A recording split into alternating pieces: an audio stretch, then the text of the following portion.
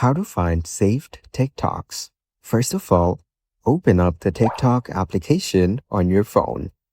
You will then be taken to the TikTok homepage. Here, you can explore and view TikTok Reels. Now, you need to go over to the bottom panel and tap on Profile. Here, you can edit and view your profile information. Go to your feed and tap on the Saved Video section as shown. Here, you can find all your saved posts, collections, sounds, effects, products, playlists, and many more on TikTok.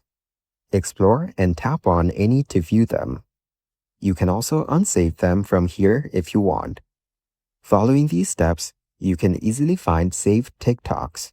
Thank you for watching. Please leave a like if this tutorial helped you, or leave a comment below if you have any questions related to the video.